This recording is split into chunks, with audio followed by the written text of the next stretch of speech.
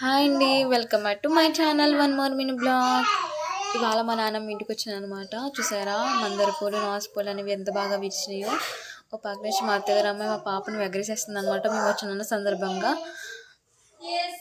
చూసారా. మా తాతయ్య సంత మార్కెట్లోకి వెళ్ళి మా కోసం చికెన్ తెచ్చాడండి. చికెన్ కర్రీ ప్రిపేర్ చేసుకోండి అనేసి చికెన్ కర్రీ ప్రిపేర్ చేస్తున్నాను అనమాట. మా నాన్నమ్మ చేస్తున్నాను అనమాట. ఒకసారి మీరు కూడా ట్రై చేయండి. చాలా టేస్టీగా ఉంటుంది అనమాట. ఎమేహేమీగా ఉంటుంది అనమాట. ఒకసారి ప్రాసెస్ అంతా చూడండి. చికెన్ కర్రీ రాలేని వాళ్ళకి ఎవరికి ఉండదండి, అందరికీ వస్తుంది అనమాట చికెన్ కర్రీ అనేది. కానీ ఒకసారి మా చికెన్ కర్రీ అనేది కూడా మీరు చూడండి తప్పనిసరిగాని. ఎలా చేస్తున్నాం అన్నదని మాది కూడా మీరు ట్రై చేయండి. సూపర్గా ఉంటుంది అనమాట, టేస్టీగా ఉంటుంది అనమాట. కడాయి తీసుకొని స్టవ్ వెలిగించి కడాయి పెట్టి ఆయిల్ పోసి ఆనియన్స్ వేసి బాగా మగ్గనిచ్చండి. బాగా మగ్గిన తర్వాత ఆనియన్స్ అవి అనేది గోల్డెన్ కలర్లో రావాలన్నమాట. ఆనియన్స్ వచ్చిన తర్వాత కడిపెట్టిన చికెన్ కూడా వేసుకొని బాగా మగ్గనిచ్చండి అన్నమాట. చికెన్ అనేది బాగా మగ్గిన తర్వాత చికెన్ బాగా వాష్ చేసి బాగా వేయాలన్నమాట. వాష్ చేయకపోతే బాగా కుక్ అవ్వదు అనమాట. చికెన్ అనేది బాగా మగ్గనిచ్చి ఆటోమేటిక్గా చికెన్లో అనేవి వాటర్ అనేది బయటకు వస్తాయి అన్నమాట. బాగా మగ్గనిచ్చాలన్నమాట. త్రీ టైమ్స్ 2 టైమ్స్ అనేది బాగా మిక్స్ చేసుకోండి. మిక్స్ చేసుకున్న తర్వాత 2 టేబుల్ స్పూన్ ఉప్పు కూడా వేసుకోండి.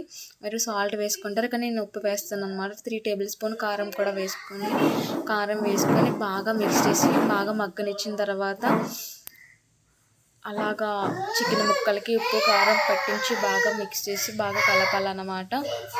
అప్పుడే చూసారా చికెన్ మసాలా కూడా వేయకుండా స్మెల్ అనేది బయటకు వచ్చేస్తుంది అనమాట. బాగా మూత పెట్టేసుకుని అలా లో ఫ్లేమ్లో పెట్టుకుని బాగా కుకింగ్ అయిన తర్వాత మూత తీసి చూసి బాగా కుక్ అయిన తర్వాత మళ్ళీ మూత పెట్టుకొని లో ఫ్లేమ్లో మాత్రం ఉండాలన్నమాట. ఈ పక్కన చికెన్ కర్రీ ఉడుతుందా, ఆ స్టవ్ మీద అయితే రైస్ ఉడుతుంది. వేడి రైస్ అనమాట.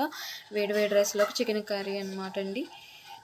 అలా ఉడికిన తర్వాత బాగా కొత్తిమీర కరివేపాకు వేసుకొని బాగా మిక్స్ చేసి బాగా మగ్గనిచ్చి లో ఫ్లేమ్లో మాత్రం బాగా కుక్ అయిన తర్వాత బాగా ఉంటుంది అనమాట అండి. మీరు కూడా తప్పనిసరిగా ట్రై చేయండి. ఇలాగా సూపర్ టేస్టీగా ఉంటుంది. 2 table spoon chicken masala, 2 table spoon అల్లం వెల్లుల్లి పేస్టు, జీలకర్ర, గసగసాల, లవంగాలు, దాల్చిన చెక్క మిక్స్ చేసుకున్న మసాలా పేస్ట్ కూడా వేసుకోండి. కొన్ని వాటర్ కూడా పోసుకొని బాగా మగ్గనిచ్చి మూత పెట్టేసుకున్న తర్వాత చూసారా కుక్ అయిపోయింది అనమాట చికెన్ కర్రీ అనేది. ఈ పక్కనేమో కూరబొబ్బరికి వంకాయ తాలింపు చారండి. అండ్ మా తాత కేకులు తెచ్చారనమాట. కేక్ పీసుకు తింటున్నాం అనమాట. పప్పుచారు మరుగుతుంది అన్నమాట అండి. మళ్ళీని ఇవన్నీ కూరలు ఏటి అనుకుంటారు కదండి. మా తాతకి పప్పుచారు అంటే ఇష్టం అండి, అందుకని పప్పుచారు ప్రిపేర్ చేస్తున్నాను అనమాట. మాకేమో చికెన్ కర్రీ అండి.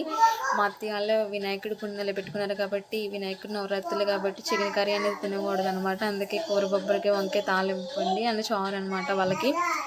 మాకైతే చికెన్ కర్రీ అండ్ ఇవి కూడా కొద్దిగా టేస్ట్ చేశాను అనమాట. మా పాప చూసారా పైనుంచి వస్తుంది అనమాట. మా ఛానల్ మీకు నచ్చినట్లయితే ప్లీజ్ సబ్స్క్రైబ్ మై ఛానల్ అండి.